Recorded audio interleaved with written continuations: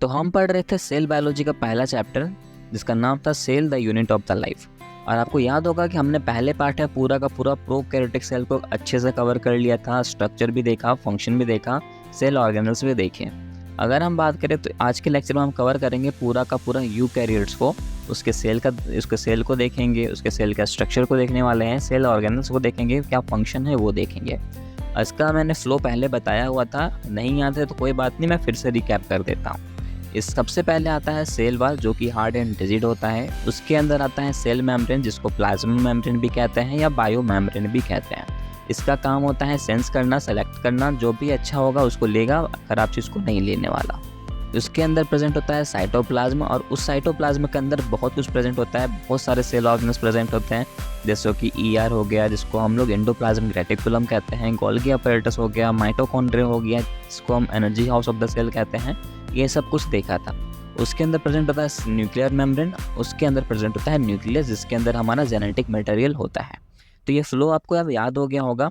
तो चलो यार, एनिमेशन तो बहुत देख लिया, अब हम नोट्स की बात करते हैं क्योंकि ये जो लेक्चर है ना यार बहुत बड़ा था, तो मैंने शॉर्ट में करने के लिए इसको थोड़ा सा हैंड रिटन नोट्स भी कहीं कहीं डाला है जिससे आपको एक्सप्लेनेशन करने में भी मुझे ईजी होगा और आपको समझने में भी ईजी होगा। तो टॉपिक डालो सेल वॉल। सेल वॉल हमें पता है हार्ड एंड रिजिड होता है, ये डेड होते हैं। जी हाँ, सेल वॉल जो होता है ये डेड होता है, इसीलिए तो ये सेंस नहीं कर पाता कि इसके लिए क्या अच्छा है और क्या बुरा, जो भी होता है ये आने देता है, राइट। सेंस कौन करता है? अपना प्लाज्मा मेम्ब्रेन। उसके बाद बात करते हैं तो ये परमेएबल भी होता है। परमेएबल इसलिए होता है क्योंकि ये वाटर को भी अंदर आने दे देता है। यहाँ एक चीज़ याद रखना, वाटर कैसा होता है? सॉल्वेंट होता है। और हमने पहले लेक्चर में देखा था कि जो प्लाज्मा मेम्ब्रेन होता है वो सिर्फ सेलेक्टिव सॉल्यूट को ही अंदर आने देता है, सॉल्वेंट को अंदर नहीं आने देता। तो जी हाँ, आज हम देखेंगे कि किस तरह से ये सॉल्वेंट होकर के भी प्लाज्मा मेम्ब्रेन के अंदर घुसता है। ओके, बिल्कुल। अगर हम बात करें तो ये प्रेजेंट किस में होता है? प्लांट में सेल वॉल प्रेजेंट होता है, फंगी में प्रेजेंट होता है, कुछ एल्गीज में भी प्रेजेंट होती है और कुछ बैक्टीरियाज में भी प्रेजेंट होता है। और आपको पता है एनिमल्स में सेल वॉल नहीं होता। जी हाँ, हम में सेल वॉल नहीं होता है। ओके, तो क्या होता है? सर स्किन है ना भाई हमारे बाहर, तो क्या चीज़ का टेंशन है उसे? बिल्कुल। देखो यार, अब ये हमारा लेक्चर जो है पूरा प्लांट के बेसिस पे चल रहा है, तो हम सेल वॉल भी तो प्लांट का ही दिखेंगे। बिल्कुल। तो जो प्लांट का सेल वॉल होता है उसके अंदर मेनली सेलुलोज प्रेजेंट होता है जो कुछ एंजाइम को सिंथेसिस करता है। दूसरा हेमी सेलुलर भी प्रेजेंट होता है जो कि कार्बोहाइड्रेट्स होते हैं, पैक्टिन भी कार्बोहाइड्रेट्स होता है, प्रोटीन भी कार्बोहाइड्रेट्स होता है। प्रोटीन की बात करें तो प्रोटीन जो होता है इसको सिंथेसिस कौन करता है? राइबोसोम करता है। जी हाँ, हमने पहले लेक्चर में देखा है, राइट। बिल्कुल। एक इम्पॉर्टेंट पॉइंट बताने जा रहा हूँ, इसको आप नोट में लिख लेना। जो हेमी सेलुलर होता है और पैक्टिन होता है, ये दोनों मिल करके डिक्टियोसोम का फॉर्मेशन करते हैं और यही डिक्टियोसोम जो होता है आगे जा कर के गोल्गी बॉडी को हेल्प करता है पैकेजिंग ऑफ मटेरियल में। मतलब कि गोल्गी बॉडी का जो फंक्शन होता है वो कहीं ना कहीं कोरिलेट कर रहा है इस हेमी सेलुलर और पैक्टिन से, राइट। ये आगे हेल्प करता है डिक्टियोसोम बनाने में और डिक्टियोसोम हेल्प करता है गोल्गी बॉडीज को फंक्शन को अकर करने में, राइट। बिल्कुल सही है। ऐसा सीक्वेंस आप बनाते चलो, मज़ा आएगा। अगर हम बात करें एल्गी की, तो एल्गी के अंदर जो सेल वॉल होता है उसके अंदर प्रेजेंट होता है सेलुलोज, गैलेक्टेन, मैनन, CaCO3। देखो यार, ज़्यादातर देखना तो इसमें लास्ट में अन आ रहा है, जैसे गैलेक्टेन, मैनन है ना, लास्ट में अन आता है। तो ये जो अन जो होता है ना, ये पॉलीमर है समझो तो, इसका गैलेक्टेज का पॉलीमर है। अब हेडिंग डालो type of cell wall. Cell wall जो होता है मेनली 3 टाइप्स के होते हैं, पर आपके एनसीईआरटी ने सिर्फ 2 लिखा है, तो मैं भी सिर्फ 2 ही बताने वाला हूँ, क्यों ज़्यादा बर्डन लेना, है ना। तो सबसे पहला सेल वॉल होता है प्राइमरी सेल वॉल। प्राइमरी का मतलब ही समझ में आता होगा, ये अभी स्टार्टिंग फेज है, राइट। तो ये जो प्राइमरी सेल होता है ये प्रेजेंट होता है मेरिस्टेमेटिक सेल में। और आपको याद होगा मेरिस्टेमेटिक सेल का काम होता है सेल को डिवीज़न करना और डिवीज़न करने के बाद उसको मैच्योरेशन प्रोवाइड करना। मैच्योरेशन प्रोवाइड करेगा तभी तो ये लास्ट में जा कर के एक मैच्योर सेल बनेगा। बिल्कुल, यहाँ तक आपको पता है। मतलब नेक्स्ट आता है secondary cell wall. Secondary cell wall को अपन मैच्योर सेल भी कहते हैं या फिर बोलो परमानेंट सेल। ओके, तो यहाँ नाम सही समझ में आ रहा हो कि अब मैच्योर सेल हो चुका है, मतलब उसके बाद ये कोई भी डिवीज़न नहीं करेगा, इसके बाद कोई भी मैच्योरेशन उसको नहीं मिलने वाला, इसके बाद ये सिर्फ और सिर्फ मर सकता है। ओके, क्लियर है। तो मैंने इसको एक डायग्राम से समझाया है, इस डायग्राम से देखो बहुत मज़ा आएगा। हाँ यार, रफ डायग्राम है पर आपको समझ में आ जाएगा। मैंने देखो यहाँ सबसे पहले सेल वॉल बनाया है, उसके अंदर सेल मेम्ब्रेन लिखा है। यहाँ पर सिर्फ एक ही सेल वॉल है, तो ये हो गया प्राइमरी सेल वॉल। जैसे इसको मैचुरेशन मिलेगा, मैचुरेशन करने के बाद ये कन्वर्ट हो जाएगा किसमें, सेकेंडरी सेल में। सेल वही था लेकिन मैचुरेशन होने के बाद वो सेकेंडरी सेल में कन्वर्ट हो जाएगा और वहाँ पर 3 वॉल आ जाएंगे, जिसको हमने S1, S2 और S3 से डिनोट किया है। S3 जो होता है वो न्यूएस्ट सेल वॉल होता है, S2 से पहले का सेल वॉल और S1 सबसे पहले का सेल वॉल। तो यहाँ पर आप क्या क्या दिख रहा है बता सकते हो? यहाँ पर आपको एक चीज़ दिख रहा होगा कि यार पहले वो थिन था, अब वो ठीक हो चुका है, राइट, थोड़ा मोटा हो गया है। अगर हम बात करें तो प्राइमरी सेल वॉल जो था वो पहले सिंगल लेयर का था, लेकिन मैचुरेशन होने के बाद वो मल्टी लेयर का हो चुका है, मतलब S1, S2 और S3 आ चुके हैं। तो राइट यार, मैंने भी वही चीज़ आपको टेबल के फॉर्म में भी लिखा है ताकि आपको ज़रा भी डाउट ना रहे। ओके, मैंने यहाँ टेबल के फॉर्म में सारा कुछ लिख दिया है। जैसे कि प्राइमरी सेल वॉल जो होता है ये प्रेजेंट कहाँ होता है, मेरिस्टेमेटिक सेल में होता है। इसका काम होता है डिवीज़न कराना, मैचुरेशन प्रोवाइड करना। और सेकेंडरी सेल वॉल की बात करें तो ये परमानेंट सेल हो चुका है, मैच्योर हो चुका है, इसके बाद वो सिर्फ और सिर्फ टूट सकता है। टॉपिक्स क्लियर होते जा रहे हैं ना?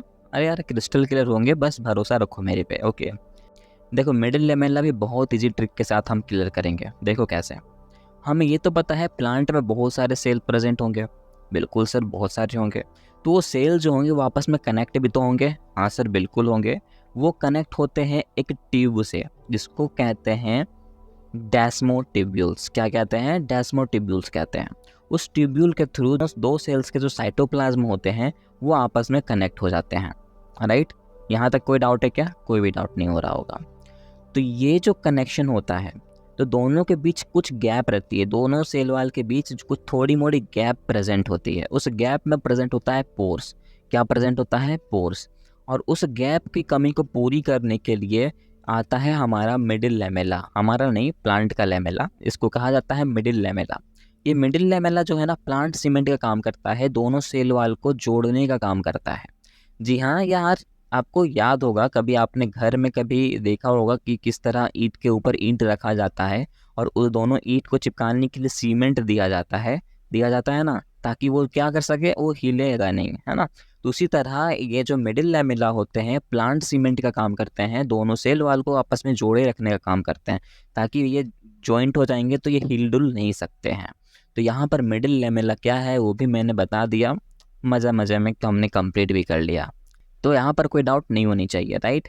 तो हम बोल सकते हैं अब हमारा जो सेल वॉल का टॉपिक था ना वो क्रिस्टल क्लियर भी हो चुका है और कंप्लीट भी हो चुका है। नेक्स्ट टॉपिक है सेल मेम्ब्रेन, जिसको अपन प्लाज्मा मेम्ब्रेन भी कहते हैं, प्लाज्मा लेमा भी कहते हैं और बायो मेम्ब्रेन भी कहते हैं। एक एक करके बात करते हैं इसके बारे में। तो ये जो प्लाज्मा मेम्ब्रेन होता है ना, ये थिन होता है और फ्लेक्सिबल भी होता है। दूसरी बात, ये लिविंग होता है, सोचने समझने की इसमें शक्ति है भैया। जो चीज़ अच्छा होगा उसको लेगा, जो चीज़ अच्छा नहीं होगा उसको नहीं लेगा, मतलब ये सेलेक्टिवली परमेएबल होता है। दूसरी बात, ये जो होता है ये सिर्फ सेलेक्टेड सॉल्यूट को ही अंदर आने दे सकता है, सॉल्वेंट को अंदर आने नहीं देगा। अब यहाँ पर हमने क्वेश्चन आता होगा कि सर अगर ये सॉल्वेंट को अंदर नहीं आने देगा तो वाटर मॉलिक्यूल्स अंदर कैसे आते होंगे? तो यार इसको हम कंप्लीट करेंगे एक्चुअली रेस्पिरेशन वाले चैप्टर में, पर थोड़ा बहुत मैं यहाँ पर इंट्रो दे सकता हूँ आपको। ये जो प्लाज्मा मेम्ब्रेन होता है ना, वहाँ पर एक प्रोटीन कैरी करता है, उस प्रोटीन का नाम होता है कैरियर प्रोटीन। और वो प्रोटीन जो होता है ना, प्लाज्मा मेम्ब्रेन में जा कर के बाइंड कर जाता है और वाटर मॉलिक्यूल को किसी भी तरह वो अंदर ले आता है।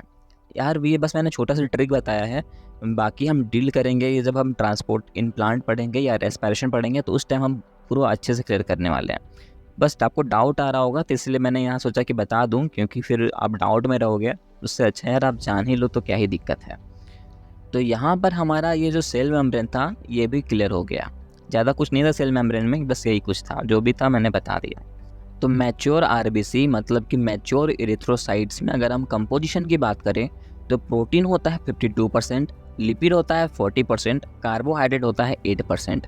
इससे भी नीट में क्वेश्चन आते हैं, जैसे कि नीट 2007 में आया है, 2011 में आया है, 13 में आया है, 15 में आया है और 16 में भी आया था। हालांकि अभी 2 साल से नहीं पूछा है, अलग बात है, पर आता है क्वेश्चन, तो यार इसको स्किप मत करना। लिपिड की बात करें तो लिपिड के अंदर 2 चीज़ प्रेजेंट होता है, एक होता है फॉस्फोलिपिड, दूसरा होता है कोलेस्ट्रॉल। फॉस्फोलिपिड क्या है वो देखो, फॉस्फोलिपिड जो होता है ये एम्फीफैटिक होता है और बाई लेयर्ड होता है। इसका स्ट्रक्चर कुछ इस तरह दिखता है, ऊपर में हेड होता है, नीचे में टेल होता है। हेड जो होता है ये वाटर लविंग होता है, मतलब ये हाइड्रोफिलिक होता है, हाइड्रोफिलिक होता है, मतलब ये पानी से प्यार करता है, सो पानी मिलेगी में ये खुश रहेगा। लेकिन टेल जो होता है ये हाइड्रोफोबिक नेचर का होता है, इसको पानी से डर लगता है, राइट। तो ये पानी से दूर रहना चाहेगा, इसलिए ये अपने आप में ही 2 लेयर को फॉर्म करता है और दोनों हेड को ऊपर की ओर रखता है और दोनों टेल को बीच में रखता है, ताकि अगर पानी आए तो नीचे वाला हेड पे आए, बीच में टेल पे ना पड़े, राइट। उसको बचाने के लिए वो ऐसा करता है। तो जो टेल होता है ना, उस बना होता है फैटी एसिड के चेन से। अगर हम बात करें तो वो भी 2 तरह के होते हैं, एक होता है सैचुरेटेड, एक होता है अनसैचुरेटेड। जो सैचुरेटेड फैटी एसिड का चेन होता है वो रूम टेम्परेचर में बात करो तो सॉलिड हो जाएगा, और अनसैचुरेटेड जो होता है वो रूम टेम्परेचर में लिक्विड फॉर्म कर जाएगा। खैर इससे क्वेश्चन नहीं आते हैं, जो क्वेश्चन आता है मैं अभी बताने वाला हूँ। ओके, ये देखो ये बहुत इंपॉर्टेंट है, ये एक मॉडल है, इसको मॉडल का नाम है फ्लूइड मोजाइक मॉडल। इसको दिया था सिंगर और निकोलसन ने 1972 में। ये जो मॉडल था ना, उस टाइम का लेटेस्ट और मोस्ट एक्सेप्टेबल मॉडल माना गया था। इनका कहना था protein are the iceberg in the sea of the phospholipid. नहीं समझे, बताता हूँ। गुलाब जामुन को एग्जांपल लेते हैं, अभी बहुत जल्दी समझ में आएंगे। आप लोग कभी ना कभी गुलाब जामुन तो खाए ही होगे, खाए हो ना, देखा भी होगा, वो रस में रहता है, डूबा हुआ रहता है ना, बिल्कुल। तो वो जो रस है, क्या वो हम बोल सकते हैं पूरी तरह से वो वाटर है? नहीं बोल सकते, क्योंकि वो सेमी फ्लूइडिक नेचर होता है, मतलब कुछ वाटर सब्सटेंस जैसा दिखेगा लेकिन वो प्योर वाटर नहीं है, उसमें सॉलिडिटी भी थोड़ी बहुत आती है, राइट। हाँ यार बिल्कुल। तो फॉस्फोलिपिड के केस में भी ऐसा ही है, वो जो रस है उसको साइंटिस्ट लोगों ने फॉस्फोलिपिड माना है, क्योंकि फॉस्फोलिपिड है। ओके बिल्कुल। और ये जो गुलाब जामुन दिख रहा है ना, उसको प्रोटीन माना गया है। इनका कहना था कुल मिलाकर के जो प्रोटीन होता है ये फॉस्फोलिपिड के चारों तरफ घिरा पड़ा रहता है, राइट। नहीं समझे हो तो कोई बात नहीं, फिर से मैं बताऊंगा, कोई बात नहीं, मैं फिर से समझाता हूँ। साइंटिस्ट का कहना था ये जो गुलाब जामुन है ना, ये प्रोटीन है, और ये जो रस है वो फॉस्फोलिपिड है। मतलब कि फॉस्फोलिपिड को उन्होंने लिक्विडिसिटी माना है, मतलब लिक्विड का फॉर्म माना है, क्योंकि फॉस्फोलिपिड रूम टेम्परेचर में लिक्विड का फॉर्म में होता है। और दूसरी बात हम वो बोल सकते हैं कि जो फॉस्फोलिपिड होता है ये फ्लूइडिटी को शो करता है, क्योंकि वाटर सब्सटेंस जैसा है, तो यार फ्लूइडिटी बोलो तो बात एक ही है। अगर हम बात करें कोलेस्ट्रॉल की, तो कोलेस्ट्रॉल जो होता है वो हार्ड एंड रिजिड होता है। कैसा होता है? हार्ड एंड रिजिड होता है। इसका काम होता है स्टेबिलिटी प्रोवाइड करना। तो दोनों को जब हम मिलाएंगे तो एक हो गया सॉलिड, एक हो गया लिक्विड, दोनों जब मिलेगा तो बनेगा क्वासी फ्लूइडिक नेचर। तो हम बोल सकते हैं कि जो लिक्विड होता है वो क्वासी फ्लूइड इन नेचर होता है, मतलब कि ना तो पूरा वो वाटर हुआ, ना ही पूरा वो सॉलिड हुआ, दोनों का कंसंट्रेशन 50-50 है। तो यार ये क्वासी फ्लूइडिक इन नेचर हो जाता है। तो यहाँ पर से हमने फॉस्फोलिपिड को भी सीखा, कोलेस्ट्रॉल को भी सीखा और लिपिड को भी सीख लिया, राइट। यहाँ पर और ऐसा सीखने वाली कोई बात है नहीं। बाकी छोटी छोटी बातें मैंने लिखी है, आप चाहो तो नोट्स में उतार सकते हो या फिर एक बार रीड कर सकते हो। जैसे कि सेल ग्रोथ है, सेल का ग्रोथ होने का मतलब क्या होता है? सेल का एनलार्जमेंट होना, मतलब नंबर ऑफ सेल बढ़ेंगे तो सेल का ग्रोथ होगा।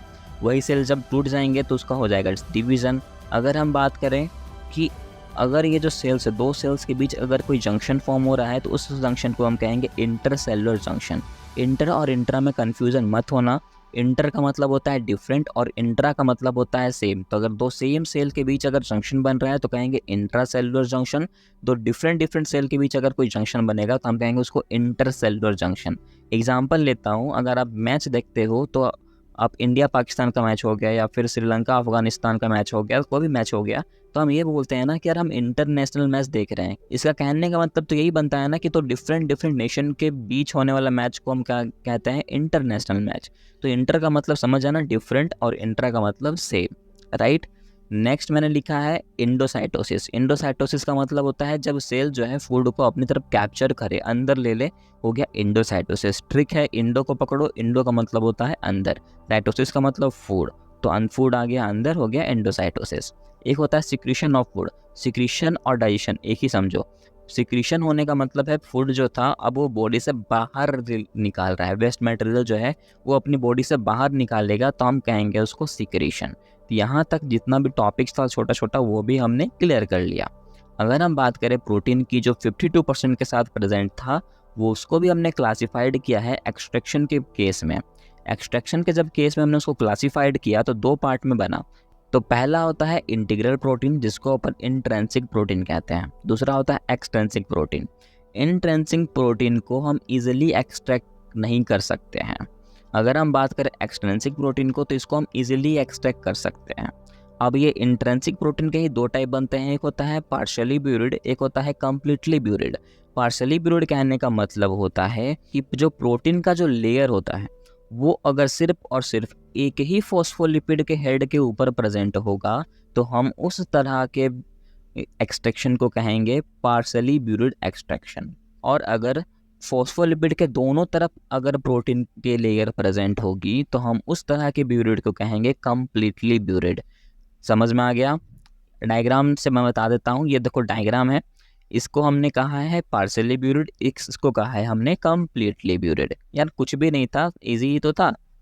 तो यहाँ पर हमने प्रोटीन के पार्ट को भी कवर कर लिया। लास्ट था कार्बोहाइड्रेट। अब बोलोगे सर हमें ना लेक्चर अब बोरिंग लगता जा रहा है, पर यार अब बोरिंग वाला पार्ट जो था ना वो ख़त्म हो चुका है। अब यहाँ इंटरेस्टिंग पार्ट शुरू होने वाला है, जो कि आपको नंबर भी दे करके जाएगा और मज़ा भी आएगा। तो यार अब थोड़ा सीरियस हो जाओ। ओके, यहाँ टॉपिक डालो इंडोप्लाज्मिक रेटिकुलम। मैंने बताया है इंडोप्लाज्मिक रेटिकुलम का मतलब, नहीं देखा है क्या? लेक्चर देखा होगा यार। इंडो का मतलब होता है अंदर, प्लाज्मा का मतलब प्लाज्मा। तो प्लाज्मा मेम्ब्रेन के अंदर क्या प्रेजेंट होता है? साइटोप्लाज्म प्रेजेंट होता है। बिल्कुल सही है। रेटिकुलम का मतलब होता है नेटवर्क या फिर बोलो जाल। तो साइटोप्लाज्म के अंदर एक नेटवर्क सा बिछा होता है, जाल सा बिछा होता है। उसी जाला को हम कहते हैं इंडोप्लाज्मिक रेटिकुलम। और ये होता है 2 टाइप के, एक होता है स्मूथ इंडोप्लाज्मिक रेटिकुलम, एक होता है रफ इंडोप्लाज्मिक रेटिकुलम।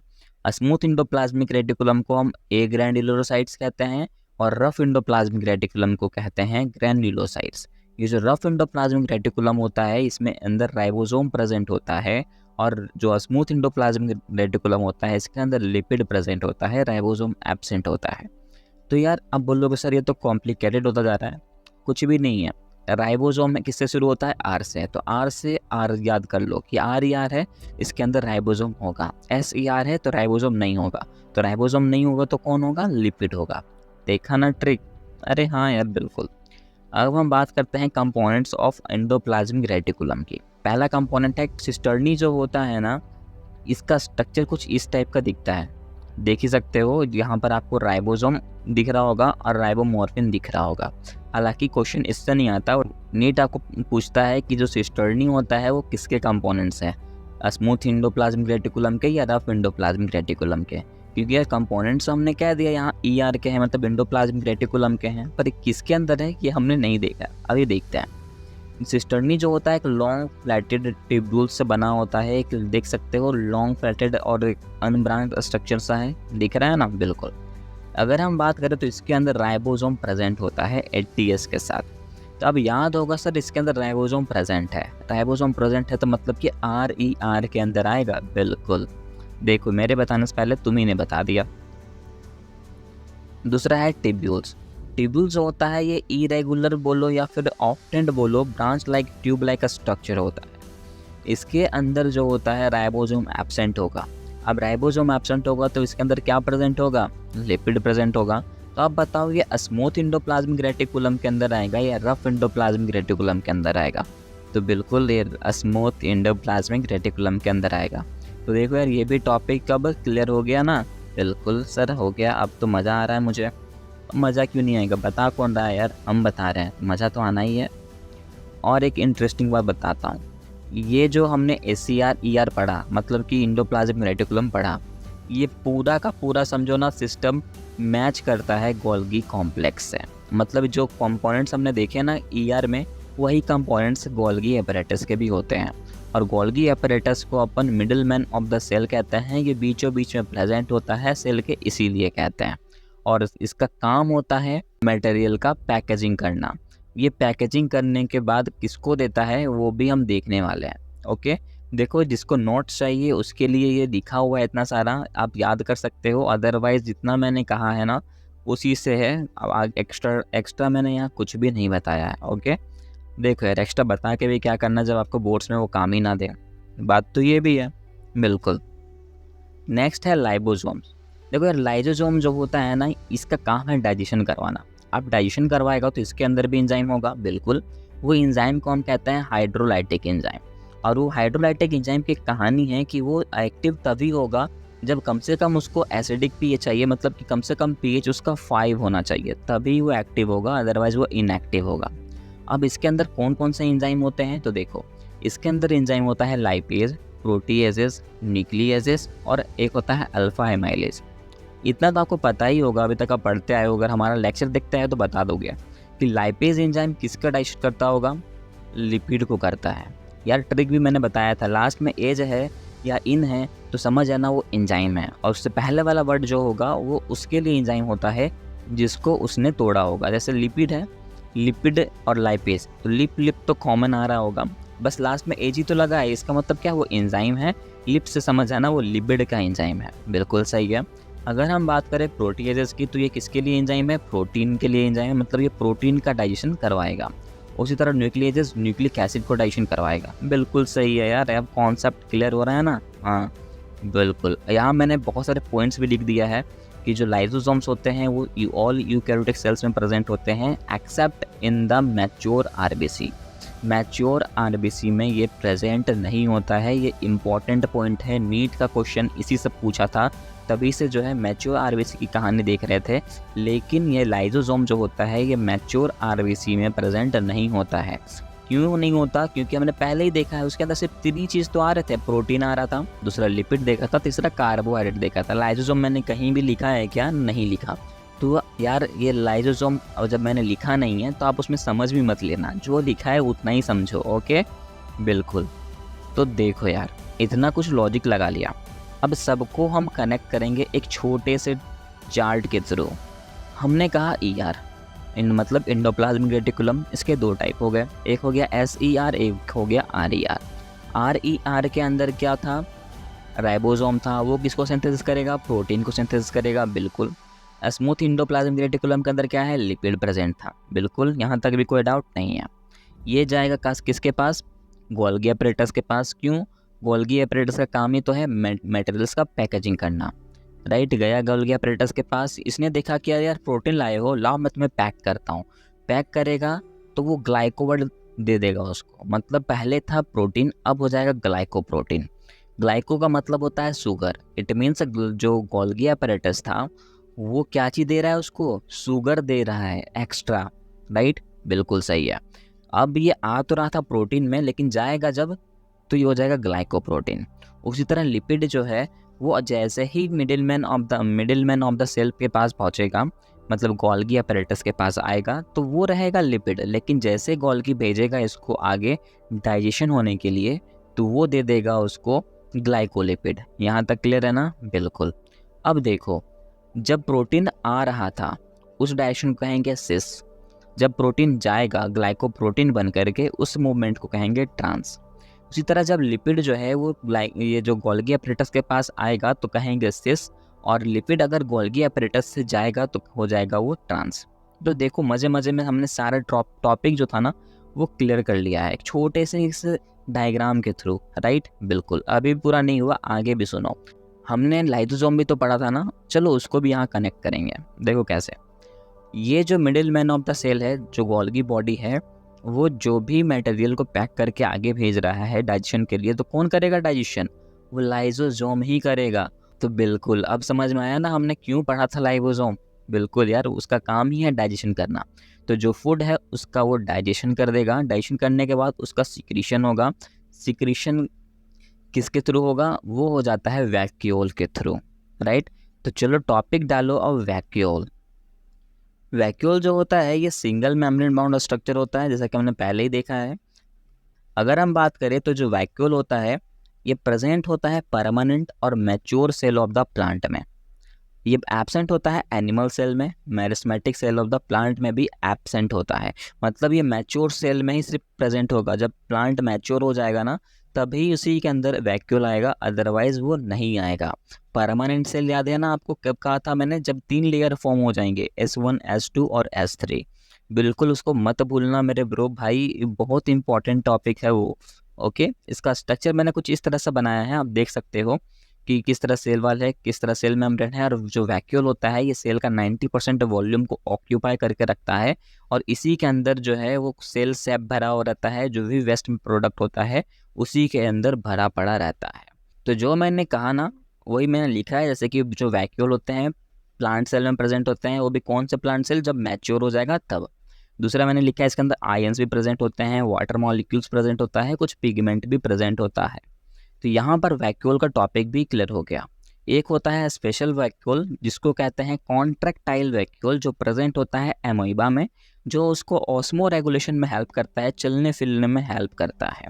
तो यार देखो इससे हमने क्या क्या चीज़ क्लियर कर लिया है ना। तो इस तरह से चार्ट आप भी बनाया करो जिससे आपको जो है एग्ज़ाम के टाइम में दिक्कत नहीं होगी। एक चीज़ मैंने यहाँ छोड़ दिया था, एक बार वापस बता देता हूँ, ग्लाइकोलेशन नहीं बताया था।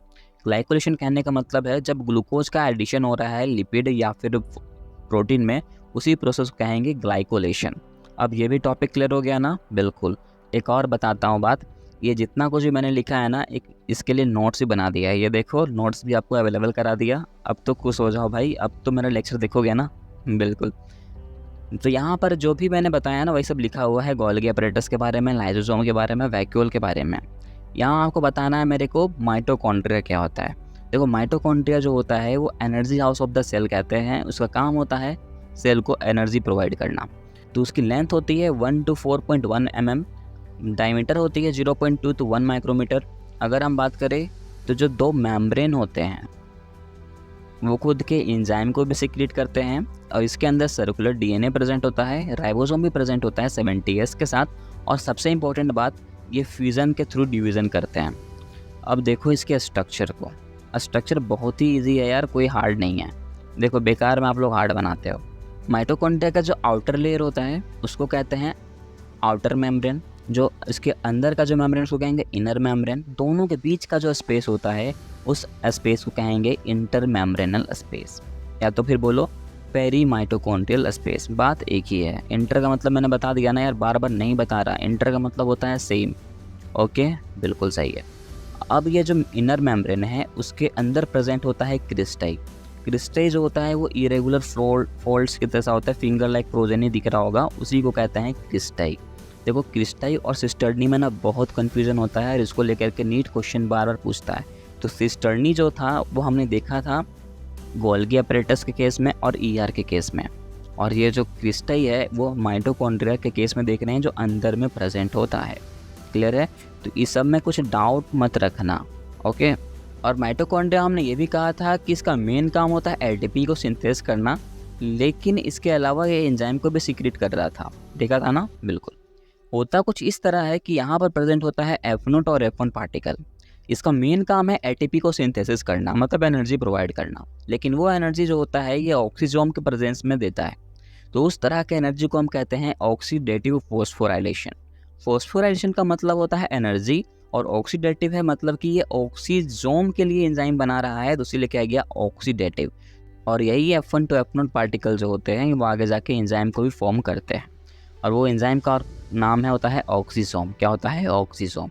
तो उतना मेरे को बताना नहीं था, पर इसलिए बताया क्योंकि बहुत दिन ऐसे होते हैं जिसे एक्स्ट्रा पॉइंट चाहिए ही चाहिए, उसके लिए था ये। अदरवाइज जितना मैंने बताया है ना पॉइंट उतना काफ़ी है, एक्सटर्नल नॉलेज लेने की ज़रूरत नहीं है। नेक्स्ट आ जाओ मैट्रिक्स ऑफ माइटोकॉन्ड्रिया, जहाँ मैंने लिखा है कि ये जो मैट्रिक्स होता है माइटोकॉन्ड्रिया का मैट्रिक्स मतलब नीचे, वहाँ पर एंजाइम प्रेजेंट होते हैं जो क्रेब साइकिल को फॉर्म करते हैं, प्रोटीन को फॉर्म करने में हेल्प करते हैं, लेकिन हम इस चैप्टर में नहीं देखेंगे क्योंकि इसमें है ही नहीं। वो है प्लांट फिजियोलॉजी वाले चैप्टर में, जिसमें हम देखेंगे आराम से। दूसरी बात, इसमें डीएनए भी प्रेजेंट होता है, सर्कुलर डीएनए होता है, डबल स्ट्रैंड होता है, नेकेड डीएनए होता है, राइबोसोम भी प्रेजेंट होता है 70S के साथ, डीएनए भी होता है, ये हमने देख लिया। देखो डीएनए का जब ट्रांसक्रिप्शन होता है तो एमआरएनए में कन्वर्ट होता है, एमआरएनए से फिर ट्रांसलोकेशन होने के बाद वो प्रोटीन में कन्वर्ट होता है। जेनेटिक्स में इतना कुछ तो हमने सीख ही दिया है। तो यहाँ पर हम बोल सकते हैं कि जो माइटोकॉन्ड्रिया था वो पूरी तरह से कंप्लीट हो गया है। अब नेक्स्ट टॉपिक है अपना प्लास्टिड। जो प्लास्टिड होता है ये प्रेजेंट होता है प्लांट में और इग्यूलिना में। देखो यार अभी हम प्लांट के बारे में पढ़ रहे हैं, तो यार प्लांट के बारे में पढ़ रहे हैं तो ये प्लास्टिड नहीं पढ़े तो ऐसा मज़ा थोड़ी आएगा, है ना। इसलिए पढ़ रहे हैं क्योंकि जो प्लास्टिड होता है ये माइटोकॉन्ड्रिया से भी बड़ा होता है। और दूसरी बात, ये प्लास्टिड जो होता है ये भी डबल मेम्ब्रेन बाउंड स्ट्रक्चर होता है। और माइटोकॉन्ड्रिया भी कैसा है, डबल मेम्ब्रेन बाउंड स्ट्रक्चर है, क्योंकि हमने इनर लेयर भी पढ़ा, आउटर लेयर भी पढ़ा, तो यार वो डबल मेम्ब्रेन बाउंड स्ट्रक्चर तो हो गया। बिल्कुल। तो प्लास्टिड जो होता है इसके 3 टाइप होते हैं। पहला होता है ल्यूकोप्लास्ट, दूसरा होता है क्रोमोप्लास्ट, तीसरा होता है क्लोरोप्लास्ट। एक एक करके बात करते हैं। जो ल्यूकोप्लास्ट होता है इसका मेन फंक्शन होता है फूड स्टोरेज करना, और दूसरी बात इसके अंदर कोई भी कलर नहीं होता है, कोई भी पिगमेंट नहीं होता है, इसको हम कलरलेस बोलते हैं and no pigments are present. Food का स्टोरेज इसलिए कराता है क्योंकि यार कुछ तो कराएगा ना बेचारा, कुछ नहीं कराएगा तो हम पढ़ेंगे क्यों। हाँ ये भी तो है। ठीक है, तो कौन कौन से फूड का स्टोरेज कराएगा वो देखो। पहला है स्टार्च। स्टार्च जो होता है किस में सबसे ज़्यादा प्रेजेंट होता है, पोटैटो में होता है। यार बिल्कुल सही जा रहे हो। प्रोटीन का भी घर आता है जो कि सबसे ज़्यादा ग्राम में होता है। ऑयल और लिपिड का भी डाइजेशन कराता है जिसमें कि मस्टर्ड आते हैं, कोकोनट भी हो सकते हैं, यार ऑयल निकालने से मतलब है। ठीक है, बिल्कुल। तो स्टार्च का अगर स्टोरेज कर रहा है तो उसको कहेंगे एनाइलोप्लास्ट, प्रोटीन का स्टोरेज हो रहा है तो कहेंगे एल्यूरोप्लास्ट, और ऑयल और लिपिड का स्टोरेज कर रहा है हम उसको कहेंगे एलाइलोप्लास्ट। क्लियर हो गया, बिल्कुल। अब आते हैं क्रोमोप्लास्ट में। इसके अंदर रोई पिगमेंट होता है, मतलब रेड, ऑरेंज और येलो, इसलिए मैंने कह दिया रोई ताकि आपको याद रह जाएगा। बिल्कुल सही कहा ना मैंने, हाँ यार। इसके अलावा एक स्टेबल पिगमेंट प्रेजेंट होता है जिसको अपन कैरोटिनॉइड कहते हैं। ये कैरोटिनॉइड जो होता है इसके भी 2 पार्ट है, पहले होता है कैरोटीन, दूसरा होता है ज़ैंथोफिल। कैरोटीन की बात कर लो तो जैसे कि बीटा कैरोटीन सबसे ज़्यादा गाजर में पाया जाता है, कैरोट्स में पाए जाते हैं। हमें इसलिए गाजर खाना चाहिए। इससे 2 चीज़ होता है यार, हमारी आँख की रोशनी बढ़ती है, और भी फ़ायदे हैं जो कि आपको इस चैप्टर में नहीं बताया गया है, पर क्या करें, बता दिया मैंने। दूसरा है ल्यूकोपेन। ल्यूकोपेन जो होता है ये रेड कलर को डिस्ट्रीब्यूट करता है, जैसे कि टोमेटो कैसा होता है, रेड होता है ना, तो ये ल्यूकोपेन के कारण ही होता है। उसके बाद है क्लोरोप्लास्ट। क्लोरोप्लास्ट को अपन किचन ऑफ द सेल भी कहते हैं। किचन ऑफ द सेल क्यों, क्योंकि इसका एक काम है खाना पकाना। खाना क्यों पकाता है और कब पकाता है, तो यार जब फोटोसिंथेसिस का प्रोसेस करता है तो ये खाना ही पकाता है सनलाइट बाय क्लोरोफिल के प्रेजेंस में। बिल्कुल, यह तो आपको बिल्कुल अच्छे से पता है, और भी डिटेल में पढ़ेंगे, अभी नहीं, फोटोसिंथेसिस वाले चैप्टर में। अभी बस इतना जान लो कि इसको अपन किचन ऑफ द सेल कहते हैं क्योंकि इसके अंदर फोटोसिंथेटिक पिगमेंट होते हैं जिसको अपन कहते हैं क्लोरोफिल, और ये फोटोसिंथेटिक पिगमेंट को कैरी करके रखता है, जैसे कि है क्लोरोफिल ए, क्लोरोफिल बी और कैरोटिनॉइड। इसका को भी हम बहुत अच्छे से पढ़ने वाले हैं। प्लांट फिजियोलॉजी तो आने दो, बहुत मज़ेदार ये लेक्चर होगा हमारा वो भी। और हाँ यार, उसमें एनिमेशन के साथ दिखाने वाला हूँ तो मज़ा तो बहुत आएगा, तो वेट करना उस लेक्चर का। हाँ, बाकी जो लेक्चर हैं इसको मैं जो पढ़ना है वो भी मैं बता देता हूँ। इसमें स्ट्रक्चर देख लेते हैं। स्ट्रक्चर कुछ इस तरह का दिखता है क्लोरोप्लास्ट का, देख सकते हो। पहला हो गया आउटर मेम्ब्रेन, जो बाहर का मेम्ब्रेन है, उसके अंदर प्रेजेंट होगा मेम्ब्रेन तो कहेंगे इनर मेम्ब्रेन। दोनों मेम्ब्रेन के बीच का स्पेस हो जाएगा इंटर मेम्ब्रेनल स्पेस। इसके अंदर हम प्रेजेंट होता है थाइलाकोइड, जो एक कोइल्ड लाइक स्ट्रक्चर होता है। कोइल्ड लाइक स्ट्रक्चर दिख रहा है सिक्के के जैसा, बिल्कुल वैसे वैसे थाइलाकोइड जब बंचेस में हो जाएंगे उस थाइलाकोइड को कहेंगे ग्रेनम। क्या कहेंगे, ग्रेनम। और 2 ग्रेनम आपस में अटैच होते हैं, एक थाइलाकोइड से या बोलो स्ट्रोमा लैमेला से। ओके, यहाँ तक भी कोई डाउट नहीं है, नहीं होना चाहिए। बस यही कह रहा था यार डायग्राम, और कुछ नहीं कह रहा था। बाकी फोटोसिंथेटिक पिगमेंट जो होते हैं वो इसी थाइलाकोइड के अंदर ही प्रेजेंट होते हैं। अब ये थाइलाकोइड कहाँ पर है, तो हम बोल सकते हैं ना, ये थाइलाकोइड जो होता है ये इनर मेम्ब्रेन के अंदर प्रेजेंट होता है। बिल्कुल। और कुछ मत याद करो यार, इतना याद कर लिया आपने, बहुत कर लिया, क्योंकि इस चैप्टर में ज़्यादा इसके बारे में नहीं बताया गया है। जितना बताया गया था, जो बताया गया है मैंने लिख दिया है। और अगर सारा इसी में कवर करेंगे तो फिर यार फोटोसिंथेटिक में पढ़ेंगे क्या, है ना। फोटोसिंथेसिस में कुछ तो पढ़ना चाहिए ना हमें। बिल्कुल यार, कुछ तो बचा के रखना ही चाहिए। तो यही था क्लोरोप्लास्ट का डायग्राम। और फोटोसिंथेसिस कहाँ पर होता है, थाइलाकोइड में होता है, ये आपको याद रखना है। कहाँ पर पिगमेंट बनते हैं, थाइलाकोइड मेम्ब्रेन में बनेंगे, वो आपको क्लियर हो गया होगा। बाकी जो है डिटेल में पढ़ेंगे फोटोसिंथेसिस में। अभी जितना पढ़ना था मैंने बता दिया है। अगर अभी भी लेक्चर अच्छा नहीं लग रहा ना यार, तो मैं क्या करूँ, जितना कोशिश करना था मैं कर तो रहा हूँ। अलावा मैंने कुछ पॉइंट लिखी हैं, जैसे कि क्लोरोप्लास्ट जो होता है वो सेक लाइक स्ट्रक्चर होता है, सेक लाइक ऑर्गेनल्स होते हैं, डबल मेम्ब्रेन बाउंड स्ट्रक्चर होता है। अगर हम बात करें तो जो क्लोरोप्लास्ट होता है वो प्लास्टिड के अंदर आता है, राउंड शेप का होता है, ओवल शेप का होता है, डिस्क शेप का होता है। ये सब कुछ भी मैंने यहाँ लिखा है, तो एक बार आप रीड कर लेना। हालांकि क्वेश्चंस भी हैं तो चाहो तो आप सॉल्व भी कर सकते हो। देखो यार, सॉल्व करके एक आध क्वेश्चन अगर आप सॉल्व कर लेते हो तो अच्छी बात है। चलो मैं क्वेश्चन आपको यहाँ पर रीड कर देता हूँ जो नीट में पूछा गया था। यहाँ पर लिखा है सिस्टर्नी और फाउंड इन। बताओ यार, सिस्टर्नी जो होता है कहाँ पर प्रेजेंट होता है? माइटोकॉन्ड्रिया में, एंडोप्लाज्मिक रेटिकुलम में, गोल्गी apparatus में, या फिर ईआर और गोल्गी बॉडी दोनों में? जिसको याद होगा वो तुरंत आंसर दे देगा। ईआर और गोल्गी बॉडीज दोनों में सिस्टर्नी प्रेजेंट होता है। बिल्कुल सही। एक टॉपिक है साइटोस्केलेटन। साइटोस्केलेटन की बात करो तो ये बना होता है फिलामेंटस प्रोटीन से मिलकर के। साइटोस्केलेटन जो होता है ये साइटोप्लाज्मिक के बगल में ही प्रेजेंट होता है। इसका मेन फंक्शन होता है सपोर्ट प्रोवाइड करना, और शेप भी प्रोवाइड करता है, और तो और मोटिलिटी भी प्रोवाइड करता है, मतलब चलने फिरने में हेल्प भी करवाता है। इसी के अंदर प्रेजेंट होता है माइक्रोट्यूब्यूल्स, माइक्रोफिलामेंटस, इंटरमीडिएट फिलामेंट, ईआर, और तो और स्पेक्ट्रम भी प्रेजेंट होता है, जो कि सिर्फ और सिर्फ आरबीसी में होता है। आपको मेन पढ़ना है इसमें माइक्रोट्यूब्यूल्स क्या होता है, वो उसको देखना है, क्योंकि इससे क्वेश्चन आते हैं नीट में। ओके, और एनसीईआरटी भी ज़्यादातर इसी में फोकस किया है, तो हम भी इसी में फोकस करते हैं। माइक्रोट्यूब्यूल्स जो होता है ये ट्यूब लाइक स्ट्रक्चर होता है, जो कि होलो होता है और बना होता है ट्यूब्यूलिन प्रोटीन से मिल करके। ओके, इसकी डायमीटर दी हुई है, आप इस डायमीटर को याद रख लेना। एक्चुअली क्वेश्चन तो नहीं आते हैं, पर यार याद कर रखने में ही क्या जाता है। ये जो माइक्रोट्यूब्यूल्स होते हैं उसके अंदर प्रेजेंट होता है सीलिया और फ्लैजिलिया। ये सीलिया और फ्लैजिलिया जो होते हैं ये हेयर लाइक आउटग्रोथ करवाते हैं सेल मेम्ब्रेन। अगर हम बात करें तो हमने प्रोकैरियोट्स में भी फिर फ्लैजिला देखा था, जो कि क्या कर रहा था, मूवमेंट प्रोवाइड करता था सेल को। तो इसमें भी वही काम है, फ्लैजिला का मूवमेंट ही प्रोवाइड करेगा, पर दोनों का स्ट्रक्चर जो होता है वो दोनों डिफरेंट होता है। सेम मत समझना, इसका स्ट्रक्चर कुछ इस तरह का दिखने को मिलेगा आपको। ओके, और ये जो सीलिया और फ्लैजिलिया होते हैं दोनों एक जाकर के सेंट्रियोल लाइक स्ट्रक्चर में मिलते हैं, जिसको हम कहते हैं बेसल बॉडी। अब दोनों के मिलने के बाद की कहानी देखो, ये स्ट्रक्चर दिख रहा है, कुछ इस तरह का फॉर्मेशन होता है। देखो, इसको आराम से समझेंगे और इजी ट्रिक के साथ देखने वाले हैं। देखो, तो इस डायग्राम को देखो, बहुत मज़ा आएगा, पेचीदा नहीं करूँगा, प्रॉमिस। ये जो स्ट्रक्चर दिख रहा है सबसे पहले प्रेजेंट होता है प्लाज्मा मेम्ब्रेन। कहाँ क्या प्रेजेंट होता है? Plasma membrane. अब यहाँ पर आपको दो माइक्रोट्यूब्यूल्स दिख रहे होंगे। पहला तो पेरिफेरल माइक्रोट्यूब्यूल्स, जो कि दो से चिपके हुए हैं, दिख रहे होंगे बिल्कुल। दूसरा होता है एक सेंट्रल रेडियल माइक्रोट्यूब्यूल।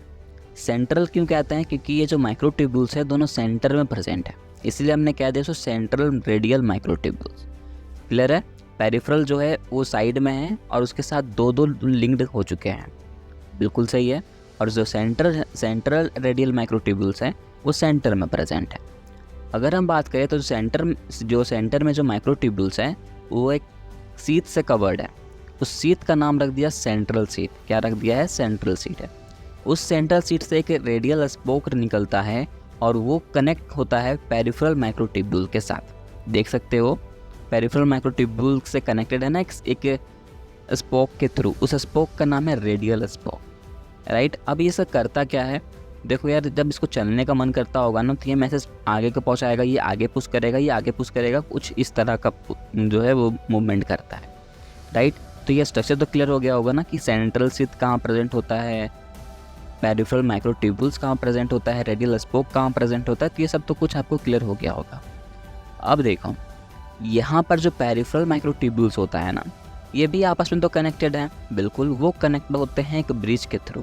उस ब्रिज का नाम होता है इंटर डबलेट ब्रिज। देखो यार, इंटर है मतलब कि दो डिफरेंट ब्रिज हैं। तो दो डिफरेंट ब्रिज अगर आपस में कनेक्ट होना चाह रहे हैं तो उस ब्रिज को कहेंगे इंटर डबलेट ब्रिज। डबलेट का मतलब कि वो डबल है, ब्रिज है मतलब वो कनेक्ट हो रहा है, इंटर का मतलब डिफरेंट है। इसको एक लॉजिक से समझ सकते हो। तो ये जो दो बॉक्स टाइप के दिख रहे हैं ना, उसको एक को समझो ए, एक को समझो बी। तो देखा जाए तो ए जो है हमेशा बी से कनेक्ट हो रहा है, तो ए अलग है, बी अलग है, तो दोनों डिफरेंट हुए ना, इसीलिए वर्ड आता है इंटर। इंट्रा वर्ड मत यूज़ कर देना, ओके। अब देखो, सेंट्रियोल की हमने बात की थी वहाँ पर। तो सेंट्रियोल का जो स्ट्रक्चर होता है कुछ इस तरह का होता है। अजीब सा दिख रहा होगा ना, कुछ समझ नहीं आ रहा होगा, मुझे भी नहीं आ रहा था जब मैंने पहली बार देखा था। मैं जो बोलता हूँ बस वो समझो, उतना काफ़ी है। यहाँ पर देखो, जो सेंट्रियोल है ना, वो उसके अंदर देखने को मिल रहा होगा आपको 9 फिब्रिल्स निकले हुए हैं, राइट, बिल्कुल ठीक है। और 9 फिब्रिल्स जो होते हैं वो ट्रिपलेट को फॉर्म कर रहे हैं। देख रहे हो तो 3 को फिर वो डॉट बना हुआ है, बिल्कुल। तो हम यहाँ पर बस यही समझना है कि जो सेंट्रियोल होते हैं उससे 9 फिब्रिल्स रिलीज होते हैं, और वो 9 फिब्रिल्स जो होते हैं वो आगे जाके ट्रिपलेट्स को फॉर्म करते हैं। बाकी हमने सीख रखा है जो हमें पढ़ना था।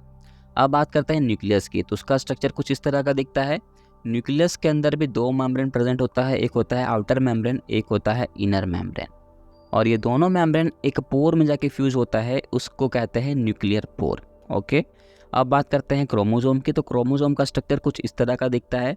बीच में प्रेजेंट होता है सेंट्रोमेयर, इधर हो गया एक क्रोमेटिड, इधर हो गया दूसरा क्रोमेटिड, राइट। 2 क्रोमेटिड मिलता है तभी जाके एक क्रोमोसोम बनते हैं, ये हमने जेनेटिक्स में भी देखा है। अगर आप 11th में तो आपने जेनेटिक्स नहीं पढ़ा होगा, तो आपने पहली बार ये स्ट्रक्चर देखा है एक्चुअली, तो देख लो ऐसा क्रोमोसोम होता है। अब यहाँ पर हमें 3 चीज़ों के बारे में पढ़ना है, कौन होगा टेलोसेंट्रिक, कौन होता है एक्रोसेंट्रिक, कौन होता है सब मेटासेंट्रिक, और कौन होता है मेटासेंट्रिक। और इससे क्वेश्चन नीट में हमेशा आता है, हर साल एक्चुअली मैक्सिमम पूछा ही गया है, 1 ही 2 साल जो है नहीं पूछा गया होगा, बाकी हर साल मैंने ये क्वेश्चन देखा है। तो देखो, अगर ये जो क्रोमेटिड हम देख रहे हैं, ऊपर का पूरा क्रोमेटिड अगर बाहर हो जाए तो हम उसको कहेंगे टेलोसेंट्रिक। अगर मान लो कि जो क्रोमेटिड है नीचे का पूरा दिखे और ऊपर का थोड़ा सा दिख रहा है, मतलब 25% अगर ऊपर का दिखे क्रोमेटिड, तो हम उस तरह के क्रोमेटिड को कहेंगे एक्रोसेंट्रिक। अगर वो मान लेते हैं नीचे का जो क्रोमेटिड है वो पूरा क्लियर विजिबल है और ऊपर के क्रोमेटिड 55% या फिर बोलो 50% अगर क्लियरली दिख रहे होंगे, तो हम उसको कहेंगे सब मेटासेंट्रिक। और अगर पूरा का पूरा क्रोमोसोम जो है वो अच्छा खासा दिख रहा है, एकदम लेंथ उसकी बराबर है ऊपर और नीचे दोनों तरफ, तो हम उसको कहेंगे मेटासेंट्रिक। ओके, यहाँ तक भी कोई डाउट नहीं होना चाहिए।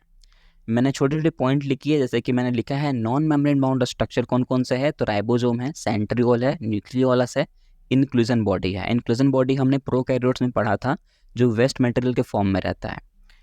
माइक्रोबॉडी की बात करें तो ये सिंगल मेम्ब्रेन बाउंड स्ट्रक्चर होता है, और तो और इसके अंदर वेरियस एंजाइम कैरी करके रखते हैं। और ये माइक्रोबॉडी जो होता है वो प्लांट में प्रेजेंट होता है और एनिमल सेल में भी प्रेजेंट होता है। हालांकि आपको इसके बारे में ज़्यादा पढ़ना नहीं है, बस इतना याद रखो कि ये ड्रॉपलेट के फॉर्म में होता है। कैसा होता है? ड्रॉपलेट के फॉर्म में होता है। अगर हम बात करें साइंटिस्ट की, तो यार जो साइंटिस्ट में यहाँ पर एनसीईआरटी में मैंने देखा है, मैंने वो भी लिख दिया है, तो एक बार रीड कर देता हूँ। सबसे पहले साइंटिस्ट थे रॉबर्ट हुक, जिन्होंने फर्स्ट सेल के बारे में बताया था। मैंने यहाँ 1 सेल लिख दिया है, आपको फर्स्ट सेल समझना है। ओके, दूसरा है एंटोन वॉन लीवनहुक, इन्होंने फर्स्ट लाइव सेल के बारे में बताया था। तीसरे हैं रॉबर्ट ब्राउन, जिन्होंने न्यूक्लियस के बारे में बताया था। चौथे हैं एम सचिलिडन, जो कि बॉटनिस्ट थे।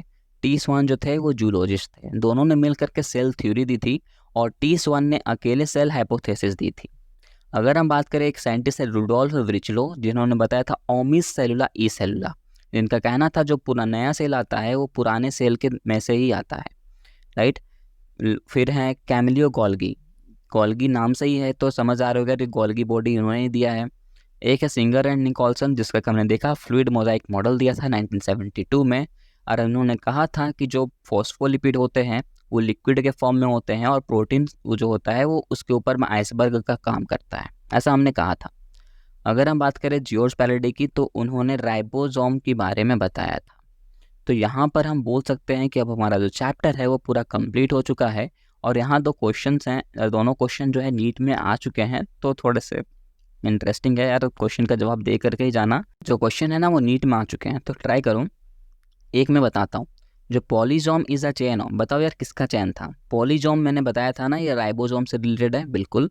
तो ये राइबोसोम और mRNA जब मिलते हैं तब बनता था पॉलीजोम, तो यहाँ आंसर जाएगा राइबोसोम को। हाँ यार, अगर नहीं पता ना तो लेक्चर को रिकैप करो और देख लो, हालांकि याद ही होना चाहिए। Okay, bye.